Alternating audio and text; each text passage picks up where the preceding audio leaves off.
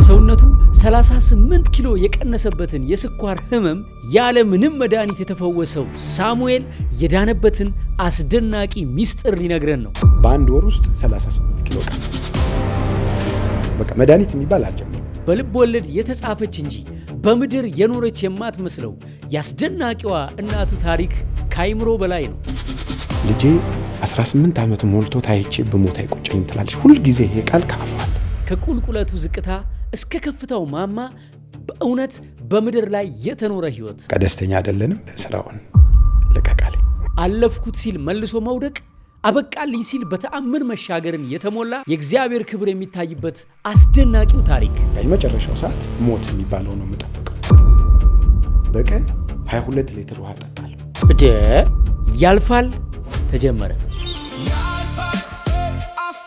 እናትህ ምን ያክል ደግነት፣ ምን ያክል ሰብአዊነት፣ ምን ያክል ፍቅር ነበራት ለሰው ልጅም ለአንተም? አባቴ የለም። እናቴ በ17 ዓመቷ ነው የወለደችኝ። እሷ ስትወልደኝም ከቤተሰብ እስከ መባረር ደርሳለች። ለምን? ትምህርት ላይ እንድታተኩርና በመንፈሳዊ እንድጠነክር ነበር የሚፈልጉት። ነገር ግን እኔ ስመጣ ያው ከቤት ተባረረች። ጥቁር አንበሳ ሆስፒታል ነው የተወለድኩት። ያዋለዳት ዶክተር ጆንሰን ይባላል። አሜሪካዊ ዶክተር ነው። በዛ ሰዓት የተወለዱት 10 ልጅ ነው ሆስፒታል ውስጥ የነበሩት፣ አንድ ክፍል ውስጥ ማለት ነው። 9 ሴት ናቸው፣ እኔ ብቻ ነኝ ወንድ። ስወለድ ደግሞ በእለቱ ሚያዝያ 11 ለሚካኤል ዋዜማ ቅዳሜ ቀን ነውና እሷ ከምነግርህ በላይ እኔ ብናገር ስለሷ አጋንኜ ይባላል። የአካባቢው ሰው ከሷ ጋር መንገድ መሄድ አትችልም። እሺ፣ ቤተክርስቲያን ስትሄድ አዛውንት ምናምን የምትላቸው ተሰልፈው ነው። በቃ ይሰለቻል። ጎንበስ ብላ ተሳስማ ምን ብላ ውሻ የሞተ ውሻ አይታ ታለቅሳለች፣ አንስታ ትቀብራለች። የሆነች የኔ ብጤ ህይወቷ አልፎ ስዊድን ስኩል የሚባል አለ። የሆነች የኔ ብጤ ልጅ ይዛ ትሞታለች። ያቺን ነጠላዋን አልብሳ እህቴ ብላ ገንዘብ ሳሰብስባ እና የሰው የሙት ልጆች ደግሞ የጓደኞቿን ልጆች የሙት ልጆች አሉ። ጓደኞቿ ሲሞቱ አምጥታ 7 ልጆች ያሳደገች ቤት ውስጥ እኛ ቤት ውስጥ ጠባብ ቤት ነች። እኔ ለሷ አንድ ልጅ በሆንም ግን ሰብሳቢ ነች። 4 ድስት ሊጣድ ይችላል። አንተ የምትፈልገው ሽሮ ከፈለክ ለአንተ ሽሮ ይሰራልሃል። ገንፎ ለሚፈልግ ሰው ገንፎ ይሰራለታል። ምስር ለሚፈልግ ምስር ይሰራለታል። ስጋ ለሚፈልግ ስጋ። ለጎረቤት አንድ ነገር ከተፈጨ ለምሳሌ በርበሬ ከሆነ ሽሮ ከሆነ ወጣ። ያው ይሄን የሚመሰክረው አይደለም፣ የሰፈር ሰው ሁሉ የሚመሰክረው ነውና ሰው ሼር ካላደረገች አትበላ። ነገ ቸግሯት አሁን 5 ኪሎ ቢፈጭ ከ5 ኪሎ ላይ ለጎረቤት ተሰጥቶ ነገ ለወጥ መስሪያ ልትበደር ትችላለች። ድጋሚ መጣና የዛን ያህል ነበረች። መስተንግዶ ትሰራለች። የሰው ቤት ነው የምትሰራው። አዳር ሁላ የምትወጣበት ጊዜ አለ። ለአዳር ሁላ ወጣ። እኔ ብቻዬን ሆኜ የማቀበት ቀን አለ። የኢኮኖሚ ችግር አልነበረም? እግዚአብሔር ያው አይጥልህም ጌታ። እኔ ትምህርት ቤት ደርሼ ስመጣ ድምፅ ሰማለሁ። ከፍቼ ስገባ ሰው የለም። የሚካኤል ምስል አለ እና እዛ ጋር ቁጭ ብላ ከሱ ጋር ስታወራ ነው። በቃ ቅልጥ ያለ ወሬ ነው የምትሰማው በደንብ። በተለይ የከፋት ሰዓት ምንም ነገር ከሌላት እንደዚህ በመንቀጥቀጥ በመፍራት አይደለም። በቃ እኔ እናንተ አሁን እንደዚህ እንደምናወራው ምንድነው የሚሄድበት ያጣው መሰለህ? ልጄን እኮ ኃላፊነት ሰጠ። ይሄ ቤት እኮ ያንተ ነው፣ አንተ እኮ ነህ የቤቱ አባወራ። ዱቄት እቃ ባዶ ይሆናል፣ ምን በላው ምናምን እናጣለን። እና በዓል ሲደርስ በተለይ ዶሮ 2 ዶሮ እፈልጋለሁ። ዳቦ፣ ጠላ መሟላት። ለልጄ ጫማና ልብስ መገዛት አለበት። ልደቱ ደርሷል፣ ለልደቱ እንደዚህ አይነት ልብስ እፈልጋለሁ። በቃ ልክ ይሄ ኦርደር የምታደርገው አይነት እንደዛ አድርጋ ነው የምትናገረው። ጎድሎባት አያውቅም። የዋህ አምላክ ነው ልቧን የሚያነብ። ወጣ ያለ ባህር ያላት እናቴ። አይምሮን የሳተ ሰው አለ፣ ይመጣል፣ ዝናሽ እያለ ይመጣል እና አስገብታ ሰውነታቸው ላይ ያለ ተባይ አራግፋ አጣጥባ የቲሸርት ምናምን ሰታ ምናምን ምግብ ሰታ በቃ እሷ እያሉ ይመጣሉ። የአይምሮ እክል ያለባቸው ልጆች አሉና እንደዚህ ምራቃቸው ምናምን እንትን የሚል ያው ያንን መቆጣጠር የማይችሉ ልጆች ምናምን አሉ። ይወዷታል። አንተ እያለህ ምንም አይመስላትም። እንደዚህ ባጇ ጥርግ አድርጋ ትስሟለች። ይሄንን ልብሱን ምናምን ትጠራርግና ምግብ ታቀርብለታለች። ሰው ነህ አንተ። በዛ እጅ በኋላ ላይ ታጥባ ምናምን አንተ እንትን ትላለህ፣ ይከብድሃል። አንተ ማናባ ስለሆንክ ነው ትላለች። አንተ ማናባ ስለሆንክ ነው፣ ከነሱ እኮ አንዱ አንተ ነበርክ ትላለች። እጃቸው ይሄ የስጋ ደዌ ያለባቸው ጋር ትገባለች እና ምግብ ማዕድ ይቀርባል እና አጉርሱኝ ትላለች እና ይዛ ስትሄድ እኔ አልገባም ትላለች። አንተ ማነህ ትባላለህ። አሁን እነዚህ ነገሮች ለእኔ እሱ የተቀመጠበት ላይ ተባይ ያለ ብለህ ትፈራለህ፣ አትቀመጥም። ና ቁጭ በላት ጎማ ይዛ ወይ ዱላ ይዛ ማን ስለሆንክ ነው አንተ ትላለች። ትምህርት ቤት ሄዳለሁ። ትምህርት ቤት ሄጄ 9 ሰዓት ተኩል ስለቀቅ 10 ሰዓት ከሆነ ነጠላ አዘቅዝቃ ለሁለት ተይዛ ጫማ የተለያየ ግራ አድርጋ እያለቀሰች ነው መንገድ ላይ ነው የምትያዘው። ለምን ልጄ ሞቶ ነው ብላ ነው የምትመጣው። እና የኔ ፎቶ እኔ ቤት ውስጥ እያለሁ ፎቶ ደሴና ጅማ የሚባል ነበረ ሰሜን ሆቴል ጋር የኔ ፎቶ ተለጥፏል። እና በዛ በኩል ከስራ ድረስ የምትመለስ በዛ በኩል ዞራ ፎቶ ደሴና ጅማ እዛ ሄዳ የሚያልፈውን ሰው ይሄ ልጄ ነው ብላ እዛ ስማ ለሰው አሳይታ ወደ ቤት ትመጣለች። እናትም አባትም ሆና ነው ያሳደገች ማለት ይቻላል። እሷ ያደረገችው ነገር የኔ በእሷ ህይወት መምጣት ይሄ ድንግልና የሚባለውን ይሄ የቤተክርስቲያኑን ነገር ማጣቷን በዛ የተነሳ ከቤተሰብ ትንሽ ዘወር ያለንን። ስለዚህ ምንም ወገን የሚባለው የለኝ፣ አባት የሚባለው ፍቅር አላቅም። ግን እሷ ሁሉ ነገር ነች ከምነግርህ በላይ ጓደኛም፣ ዘመድም፣ እናትም፣ ጎረቤትም አባትም የምትለው ነች። የሚገርም ነው። የሰፈሩም ሰው ምስክር ነው። ከቤተልሔም እንደዚህ አሁን አንተ እንደምትለብሳቸው አይነት ልብሶች ይሄ ተሄዶ ተለክቶ ሱፍ ምናምን እንደዛ እንደዚህ ሻማ ተደርጎ ልደት መከበር በረባሶ የሚባል ሞጋ ጫማ ፊት በር አካባቢ ወደ 4 ኪሎ ይሰራ ነበር። እኛ ሰፈርም የሚሰሩ ሰው እያሉ አፍንጫው በር አካባቢ አሸምሱ ይባላል። እና እንደው ጓጉቼ ባረጉላ የምጓጓበት ጊዜ ነበር። ግን ያንን አድርጌ ሸራ ጫማ አድርጌ አላውቅም። ለምኜ ነው በቃ ሸራ ጫማ መገዛት አለበት በቃ ግዢልኝ ብዬ ለምኜ ነው። እና ከሰው ያነስ የሚመስል ነገር ካለ እንትን ትላለች። በቃ አባት ስለሌለው ነው እንደዚህ ያደረኩት የሚለው ስሜት አለ። ትምህርት ቤት ነች። በጣም እንጃ ውስጤ እያለቀሰ ነው ይሄን ነገር። በነገራችን ላይ ሰው ያፉን ፍሬ ይበላል የሚባለው በእሷ ነው ያየሁት። ምን ትላለች መሰለ ልጄ 18 ዓመት ሞልቶ ታይቼ ብሞት አይቆጨኝም ትላለች። ሁል ጊዜ ይሄ ቃል ካፏል። 18 ዓመት የሚለው ገደብ የእሷ በጣም ትልቅ አድርጋ ነው የምታስበው። እና አንዳንዴ ደግሞ አግብተህ ወልደህ ልጆችን አይቼ እኔን ጋቢና ነው የምታስቀምጠኝ፣ ሚስትህን ከኋላ ነው የምታረጋ ከነ ልጆቿ። እኔ ጋቢና ተቀምጬ ቤተክርስቲያን ወስደኝ ስጋው ደግሞ ተቀብዬ እንደዚህ ዶሮ አሰርተህልኝ፣ ስጋ ትወዳለች እና በጋርደህልኝ እንደዚህ ሰራተኛ ቀጥረህልኝ ብላ ትነግራለች። እና ያንን ነው የህይወት ስኬት አድርጌ የማስበው። ያንን መኖር እፈልግ ነበረ። የመጨረሻው የህይወት ስኬት ያ ነው። ይሄ መኪና፣ ሀብት፣ ንብረት አይደለም። ያንን ያደፈ ነጠላ ቀይሬላት 1 ኪሎ ስጋ ገዝቼ በአቅሜ ያችን አብልቻት የሚለው የህይወት ሂደት ነው ይዘህ የምትነሳው። ከ7 ዓመት ጀምሮ ነው ኃላፊነት እኔ ላይ የወደቀው። ቤት መጸዳት አለበት፣ እቃ መታጠብ አለበት፣ አልጋ መነጠፍ አለበት። ደክሟት ነው የምትመጣው። እሷን ማሳረፍ የሚለው ነገር ከዛ ጊዜ ጀምሮ ነው። በጣም ኃይለኛ ህመም ታመመች። ድንገት ታመመች። ከዛ እሷ ታውቋታል፣ መቆየት እንደማትችል ታውቋታል። እና የሰፈር ሰዎችን ጠርታ በቃ እሱን ሊረዱት ይችላሉ፣ ሊያቆሙት ይችላሉ ብላ የምታስባቸውን ደና ኑሮ ያላቸውን ሰዎች ትጠራለች። እና ጓደኞቼ ተሰብስበው ፊታቸው ተቀይሮ ይጠብቀኛል። ከትምህርት ቤት ስመጣ አልቅሰው ምንም እንዳልተፈጠረ ይሆናል ለካ አደራ ልጄን እያለቻቸው ነው። እና አያቴ አለች፣ የእሷ ወላጅ እናት ደብረ ዘይት ነው የምትኖረው።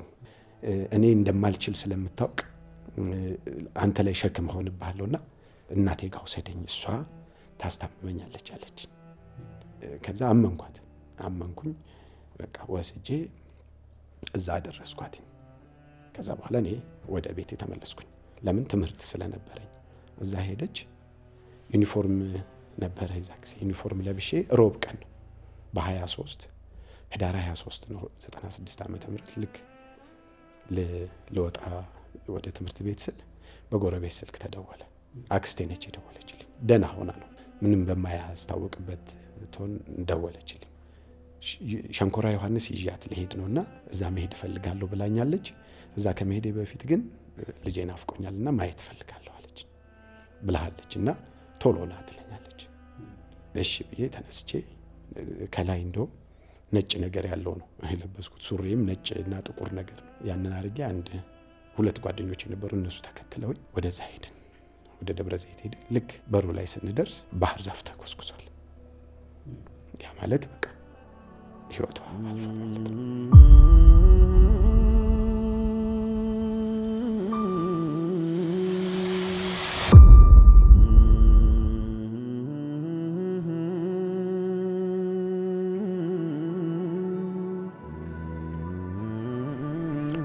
ገባው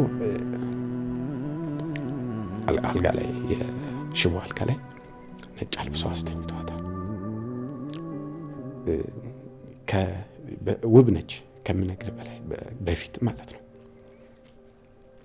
ከዛ የበለጠ በጣም ቆንጆ ሆና ተኝታለች እናቴ።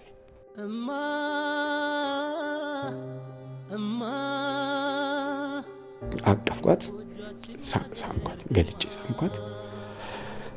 ተሰናባበትን ማለት ነው። የሳሳት በጣም ከባዱ የህይወት ጊዜ ከዚህ በኋላ ነው ማለት ነው። ከዚህ በኋላ ነው ጀምረው ከህይወት ጋር በቃ ተገናኘን። ከዛ በኋላ አብረውኝ ይኖሩ የነበሩ ሴቶች 2-3 አማራጭ ያላቸው ናቸው። ወደዛ ሄዱ። መጨረሻው ማረጋገጫ ማህተቡ ቀን ሲመጣ እኔ ብቻዬን የቀረሁት፣ ማንም ሰው የለም። ሁሉም ሰው ጠፋ። እንረዳለን ያሉትም እናግዘዋለን አንለየውም ያሉ ቃል የገቡትም ሁሉ ከኔ ህይወት ወጡ ማለት ነው። በእነዛ ቀናቶች ከሰዎች ባለፈ ከአምላክ ጋር የተጋጨሁበት ቀን ነው። ያቺ እሷ ያስተማረችኝ ልህ ያኔ ነው በእኔ ህይወት ላይ የተገለጠው። እሺ ለምሳሌ የእመቤታችን ምስል አለ አይደል? ምስለ ፍቁር ወልዳ እሱን ሳይ አንቺ ከልጅሽ ጋር ተቀምጠሽ የሰውነት ተወስጃለሽ ብሎ እስከ መናገር ማህተብ እስከ ማውለቅ ደረጃ ድረስ ለሃይማኖቴ ምንም ግድ አለመስጠት ማለት የአምላክ ጭካኔ መጨረሻ ጭካኔ ብሎ እግዚአብሔር ይቅር ይበለኝ አሁን ለምጠቀመው እንደው የልቤን ስለሚያውቅ አንተ እናትህን በክብር እያቆምክ የወርቅ ጫማ እያጫማ በፀሐይ እያጎናጸፍክ በብርሃናት እየሸለምክ የሰውን እናት ትወስዳለህ። እንደገና ደግሞ ቃልህ የሚናገረው 2 ያለው 1 ይስጥ ነው የሚለው። አንተ ከአንድ ላይ እንዴት 2 ትወስዳለህ? መንበረ ልዑል ቅዱስ ማርቆስ ቤተክርስቲያን ቅርቤ ነው፣ ሚካኤል አለና ማንኛውም ነገር ሲሰማኝ እዛ ነው የምሄደው። ሄጄ አለቅሳለሁ። ያው ወንድ አያለቅስም ይባላል በእኛ ባህል፣ ግን እንደ ወንድ ደግሞ የሚያለቅስ የለም። የእውነት ነው ወንድ ልጅ የሚያለቅሰው። የመጨረሻ የውስጥ ዓይንህ ሲነካ ነው የምታለቅሰው። ሄጄ አለቅሳለሁኝ። አኩርፌያለሁ። አባቴ ነው፣ ግዴታ እንዳለበት ነው የሚሰማኝ። ለምን የለህም ብለው ያሉት የናቁት ደረታቸውን ነፍተው በስኬት በተድላ እየኖሩ የማይበት ዓለም ላይ እኔ ደግሞ አንተ እንደዚህ አድርግልኝ ብዬ የምለምነው ልጁ ለምንድን ነው እኔን የሚያጎልብኝ ብዬ ትከሻለካካለሁ። ትክክል አይደለም ግን እንደዚህ ታዲያ እንደው ማይተብህን ከአንገትህ እስከ ማውለቅ እግዚአብሔርን በዚህ ደረጃ እስከ መሞገት ከገባህበት ጥልቅ የሆነ ሀዘን እንዴት ልትወጣ ቻልክ? ሴት ስታሳድግህ ኢትዮጵያ ውስጥ ተቀጽላ ስያሜዎች አሉ።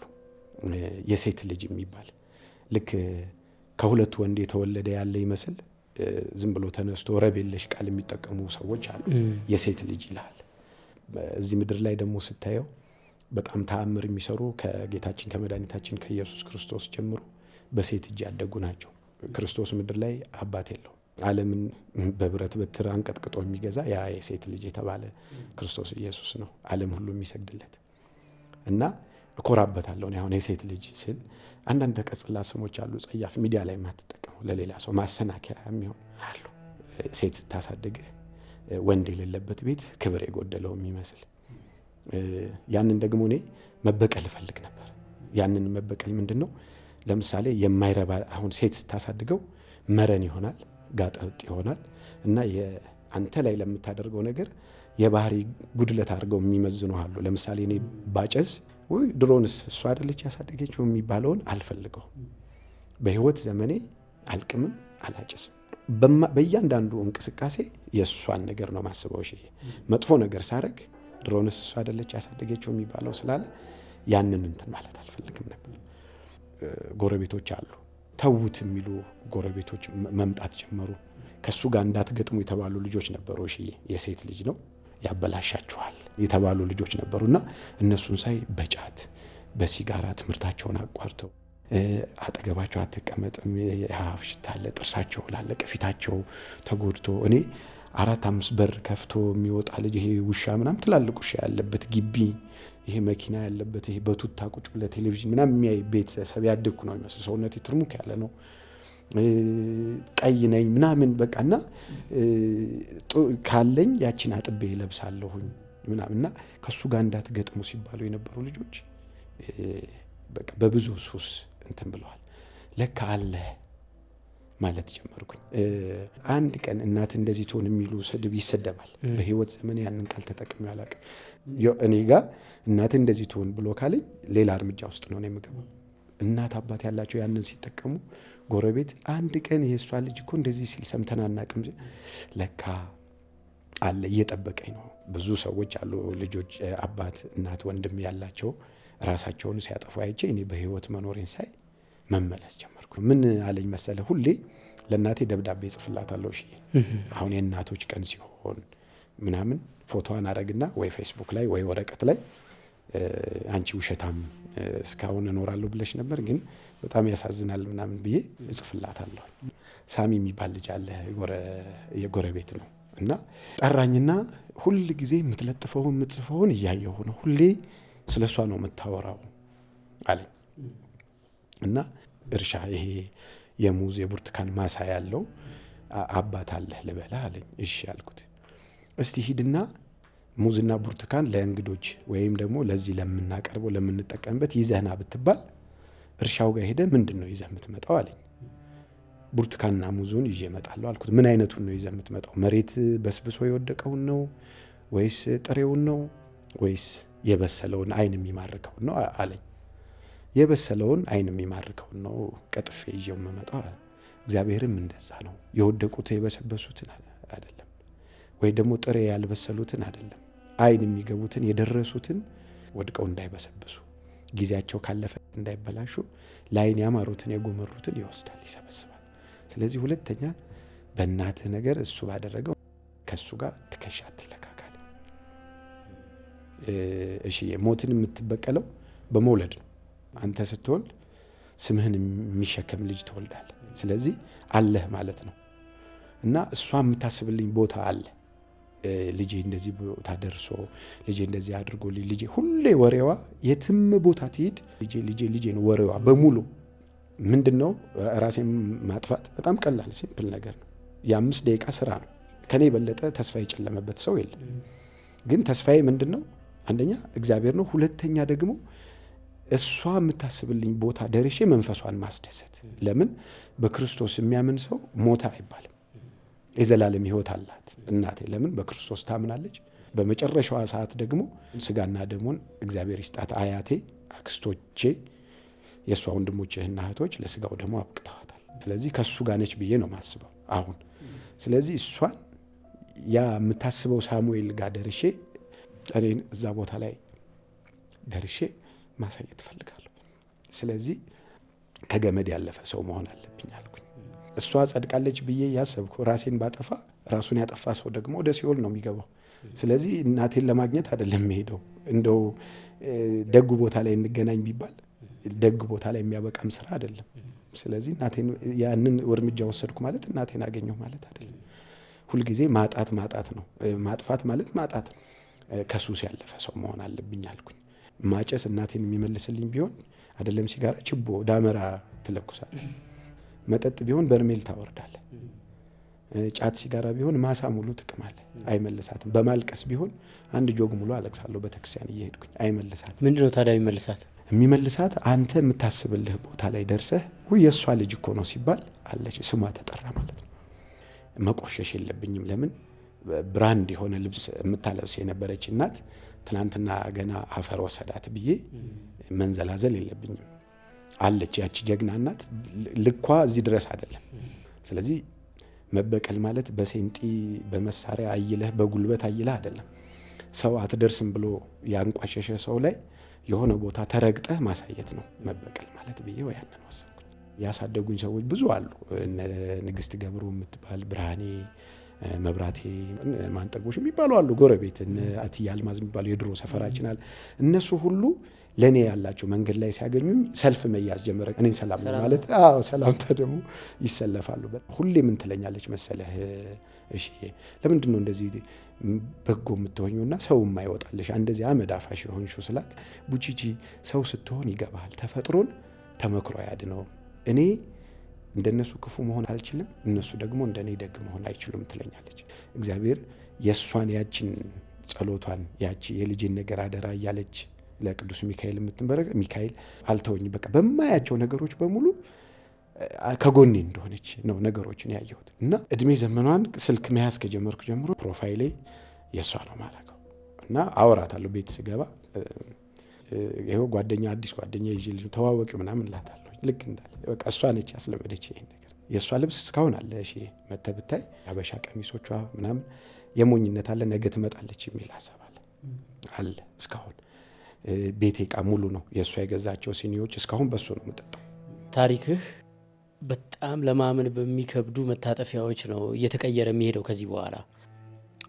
ወደ እነዛ ከባባድ መታጠፊያዎች ከመሄዳችን በፊት ግን እዚህ ጋር አንድ እናቱ የሞተችበት የ15 ዓመት ልጅ ነህ። ጎረቤትም ቢያበላህ አቅም ውሱንነት አለ፣ ሁሌ ሊያበላህ አይችልም። በቋሚነት መብላት የቻልከው ታዲያ በስንት ዓመትህ ነው እና እንዴት ነው? እግዚአብሔር ሰው ያዘጋጅላል። የሆነ ሰው ይመጣና የሆነ ነገር እንዲያደርግልህ ያዘጋጃል። ከዛ ውስጥ አንዱ እግዚአብሔር እድሜውን ከፍ ያድርገው ምሩጽ ትኩ ይባላል። ሁሌ ስለኔ ይጠይቃል፣ ሁሌ ስለኔ ይከታተላል። ከዛ በኋላ ያ ሰው በየቀኑ ይመጣል፣ ቤት ይዞኝ ይወጣል፣ ምግብ ይጋብዘኛል። ከዛም አልፎ ተርፎ እንደ ሴት ሽሮ፣ በርበሬ፣ ዘይት፣ አስቤዛ አድርጎ ይዞ ይመጣል፣ ያጫውተኛል። ልብስ 2 ሹራብ ምናምን ቆንጆ ቆንጆ ልብስ ይዞ መልበስ ጀመርኩኝ። እሱ በሚያደርገው ነገር በጥሩ ኑሮ መኖር ጀመርኩ። ወጥ ሙያው አበስላለሁ። በጣም ጠንቃቃ ነኝ። አንዲት ጫማ ሆና እሷ አትሸትም፣ አትቆሽሽም። ልብሴ አይቆሽሽም፣ አጥባለሁ።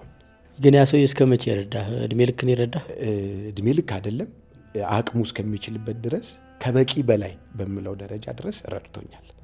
ከዛ በኋላ ምን ሆነ መሰለ፣ ትምህርቴን ተማርኩኝ። የማትሪክ ውጤት 2.8 መጣ። 2.8 ሲመጣ በዛ ሰዓት በጣም የምፈልገው ትምህርት ኤሌክትሮኒክስ ነው። ከልጅነቴ ጀምሮ ጨዋታ የሚባል አላቅም። በቃ የሆነ በባትሪ አንድ ነገር መኪና መስራት፣ ይሄ ወላንዶ የሚበሩትን በዲዛይን አድርጎ መስራት፣ የሚሽከረከሩ ነገር ያለባቸው ላይት። እኛ ጋር ስትመጣ ልክ ስትረግጠው መብራት ይሰጣል፣ በሩን ስትከፍተው አብሮ ቴፕ እንዲከፍት፣ እንደዚህ አይነት ነገሮች ላይ ነው የማሳልፈው። እቃ መለቃቀም፣ አንዱን ከአንዱ ማድረግ ስለነበር ኤሌክትሮኒክስ የሚባለውን ሙያ እወደዋለሁ፣ ጥገና። ከዛ እኔ የሞላሁት ላይ አንደኛ ሞልቼው ነበር። አንደኛ ያ ኤሌክትሮኒክስ የሚባለው መጣ። ከዛ ተፈሪ መኮንን ገባሁኝ። በቃ ደስ እያለኝ ነው የምማረው። የሚከፋ ነገር ቤት ስትመለስ የምታስበው ይኖራል። ምን እየበላህ ነው የምትማረው? እግዚአብሔር ይመግባል። ይሄ አሁን የተከፈተ ጉሮሮ ሳይዘጋ ያድርም። በትክክል በቃ እኔ ጋር ነው የሰራው። የሆነ ሰዓት ላይ የሆነ ነገር መጥቶ ታገኛለህ። አሁን ይሄ ዮናስ ያልኩ አብሮኝ ነው። በዛ ሰዓት የተከደነች እናቱ የሰጡትን ሽሮ ራቱን ይዞ ይመጣል፣ አብረን እንበላለን። ወይ ጎረቤት ጋር ደግሞ ትጠራለህ። በር ተንኳክቶ ሳሚ ና እራት ደርሷል ትባላለህ። በሆነ አጋጣሚ አማረ ያልኩህ በጣም ይሄ አስተማሪ 10 ብር ምናምን ይሰጠኛል። ሳልበላ የሄድኩበት ቀን አለ ትምህርት ቤት። በሶስተኛ ቀኔ 10 ብር ሰጥቶኝ ምግብ በልቻለሁ። ውሃ እየጠጣው ትምህርት ቤት ሄጄ ማለት ነው። በቃ የጠገብክ ነው የሚመስለው። እግዚአብሔር ይመስገን ግርማ ሞገስ አለ። ሰውነቴ በጣም ግዙፍ ነው። እግዚአብሔር መንገድ አለው። በምን እንደሚሆን አላውቅም። በቃ የተከፈተው ጉሮሮ ሳይዘጋ አያድርም። እናቴ ምን ትላለች? እውራው ሙራ ቀላቢ ትላለች። ከአያቴ የሰማችሁ ነው። በቃ እግዚአብሔር በዚህም እያደረገ ይመግባል። ምንም ገቢ የለህም። ምንም ገቢ የለኝም። ምን ይኖርሃል? ግን የእግዚአብሔርን ስራ ስትናገር እግዚአብሔር ማኖር ይችላል። ለምን ቃሉም ሲናገር የሰማይ ወፎችን አታያቸውም፣ አይዘሩም፣ አያጭዱም፣ የሚያጠራቀሙበት ጎተራ የላቸውም ብሎ የሰማይ አባታቸው ይመግባቸዋል ይላል፣ ያኖራቸዋል። እና ይሄ ቃል ቀላል አይደለም። እሺ አሁን በቅርብ አርሴማ መሄድ እድል አጋጥሞ ነበር፣ ይርጋለም አርሴማ። እና ካደረገልኝ አንጻር ምግብ ይዘህ የምትገባው ኮታ አለች። ትንሽዬ ሽምብራ ነክረህ በሶ ትንሽዬ ተደርጎ አሰብኩት። እግዚአብሔር ያደረገልኝ ደግሞ ከዚህ ይበልጣል። አሁን ያቺ እፍኝ ሽምብራ መጣች ቀረች እኔ ጋር ምንም ይሄን የሚያክል ሆድ መቼም በእፍኝ ሽምብራ ልታቆመው አትችልም። ስለዚህ ያቺም ገብታ እንደማታቆመኝ እርግጠኛ ሆንኩና ለራሴ ቃል ገባሁ። ይዤ የገባሁትን ስንቅ አልነካውም ብዬ ማኖር ይችላል። በምን ቆየ? በባዶ ውሃም ያለ ውሃ ያለ። ከዛ ግን ቆመ መጸለይ ትችል ነበር? አዎ በደንብ ሙቀቱ ብትል ኃይል ብታይ አለ። በእውነት እንደ ዓለም አሁን ላይ በጣም ምግብ ላይ ጥገኛ ከመሆናችን የተነሳ የምንበላው ምግብ ራሱ ኳሊቲው እንዲሻሻል እንፈልጋለን። ስጋ 600 ብርም አለ 3000 ብርም አለ። ገብቷል? እና የኔ ምኞት መቼ ነው 3000 ጋር የምደርሰው ነው። በ5000 በ6000 ብር የሚሸጡ አንድ ሳህን ምግቦችም አሉ ከተማችን ላይ እና ሰዎች ፎቶ አንስተው ፖስት ሲያደርጉ ስናይ እንጓጓለን። መቼ ነው የምበላው? በቃ መቼ ነው እዛ ጋር የምደርሰው የሚለው እኔ አልዋሽም ያጓጓኛል። ግን ደግሞ የቤተ ክርስቲያን መጽሐፍት ሳነብ ደግሞ መንፈሳዊ አባቶቻችን ምግብን በመናቅ ነው ከፍ ያሉት። በልምምድ መጀመሪያ በ2 ቀን አንዴ ይበሉ ነበር ይላል። ከዛ በ3 ቀን አንዴ ያደርጉታል፣ በ7 ቀን አንዴ። ከዛ በኋላ ጭራሽ እስከ 40 ቀን ያለ ምግብና ያለ ውሃ በመጾም በኋላ ላይ ግን እግዚአብሔር ጸጋ የሰጣቸው የሰውን ኃጢአት እንዲፊቱን አይተው እስከ ማወቅ ድረስ በደመና ተነጥቀው ከአንድ ከተማ ወደ ሌላ ከተማ እስከ መሄድ። ይሄ የተጻፈ ስንክሳር ላይ ነው የምነግርህ፣ ታውቀዋለህ። ሙት እስከ ማስነሳት ድረስ፣ ሰማይ ተለጉሞ ድርቅና ረሃብ ሲሆን ዝናብ እስከ ማዝነብ ድረስ ጸጋ ተቀብለዋል። እንደሚቻል ላላረጋገጥን፣ ሞክረ ነው ለማናቅ፣ ከምግብ ውጪ ህይወት የሌለ ለሚመስለን፣ ካልበላን የምንታመም ለሚመስለን ሰዎች ግን ደግሞ ወደዚህ ልምምድ መምጣት ብንፈልግ ሀሳብ ካለህ ብዬ ነው። እሺ ምንድን ነው መሰለህ፣ መሳሪያ የሚደቀንና ሳንጃ የሚመዘዝበት ችግር ሊመጣ ይችላል በህይወታችን። የቁርጥ ቀን ሊመጣ ይችላል። ለምን? ክርስትና የዚህን ያህል ነው። እኔ በቅቼ አይደለም ቃለ እግዚአብሔር ላስተምር ወይ ምናምን አይደለም። ግን የምር የእውነቱ ቀን የሚባል ሲመጣ ያኔ ሰው መግዛት ፈልጎ መግዛት የማይቻልበት ቀን ይመጣል። ችግር የሚባለው ነገር፣ ስደት የሚባለው ነገር ሊመጣ ይችላል። ማንም ፈልጎ አይራም። ያ የእውነቱ የቁርጥ ቀን ሲመጣ ግን አይደለም 1 ሳምንት 2 ሳምንትም 40 ቀንም 20 ቀንም የቆዩ ሰዎች አሉ ተቸግረው። ከዛ በኋላ ከምግብ ጋር ሲገናኙ ሁላ የታመሙ አሉ፣ አንጀታቸው አለምድ ብሎ። ግን ካሁኑ በፍቅር በጸጋ ስጦታ ብታረገው ምንም ማለት መለማመድ ካሁኑ። አዎ ለምን የሚያከፍሉ ሰዎች አሉ፣ ለ3 ቀን የሚያከፍሉ፣ ለ4 ቀን የሚያከፍሉ። አሁን እኔ ይህንን ስነነገርኩ እንደው አሁን ከጽድቅ ስራ አይ ኮንሰፕት ነው የምናወራው፣ ወይም አንተ ነህ እያልኩኝ አይደለም። እኔ ሀሳቡን ስለወደድኩት ነው። እንደገና ደግሞ አሁን ላይ ዓለማችን ላይ አሉ ከሚባሉ ገዳዮች አንዱ ምግብ እየሆነ ነው። ሰው በበላው እየሞተ ነው። ይሄ ስኳር በሽታ፣ ኮሌስትሮል፣ ልብ፣ በጣም ብዙ በሽታዎች አሁን ላይ ወደ ውስጥ ካስገባናቸው ምግቦች እየመነጩ ነው እና ያንን ልምምድ ማድረግን ለሁላችንም እግዚአብሔር ያድለን ነው የምለው። ብዙ የተደረገለት ብዙ ይሆናል ይላል እኮ። ብዙ ፍቅር ሲያደርግልህ ያንን አታስታውሰው። አጣህ አገኘ፣ ለበስኩ አልለበስኩ፣ በላሁ አልበላሁ፣ ጠጣሁ አልጠጣሁ፣ ከዛም በላይ ብታደርግለት ሲያንሰው ነው እኮ። እንደው ለእኔ ነው እንጂ ክብር የሚጨመረው እኮ ከዙፋኑ ነቅንቅ አያደርገው። ልብላ ብዬ ያልኩት እኮ በህይወት ስላለው ነው። እሺ እኔ ደግሞ ሳጥን የተዘጋብኝ ሰው ነኝ። በላው አልበላው፣ ይራበኝ አይራበኝ በምንም ማቅ ሰው ነኝ። ስለዚህ የሞትኩ ሰው ነኝ፣ የተጣልኩ ሰው ነኝ። ምን ማለት ነው የሞትኩ ሰው ነኝ ስትል? ታመሜ ነበረ። አሁን ወደ ኋላ ታሪኩን እነግርሃለሁ ብዬ ነው አይደለ? ስለዚህ ከዚህ በኋላ ባለው ህይወት ካሳለፍከው ከባድ ነገር በመነሳት ነው እንዲህ የምትለኝ? ይሄንን የምልህ እናሰለጥናለን። ቪዲዮ ኤዲቲንግ እንዴት አርጋችሁ አንድን ታሪክ ጥሩ አርጋችሁ ማቅረብ እንደምትችሉ ለሰዎች እናሰለጥናለን። ማለት ለአንድ ሰው እንዴት ድምጽ መሆን እንደምትችሉ፣ የሆነ ብዙዎች አላይም ያሉትን ታሪክ እንዲያዩት የሚያደርግ ቪዲዮ ኤዲቲንግ እንዴት እንደሚሰራ ትሬን እናደርጋለን። ቤዚክ ኮርስ ነው። በ0975 51 63 60 ደውሉልን።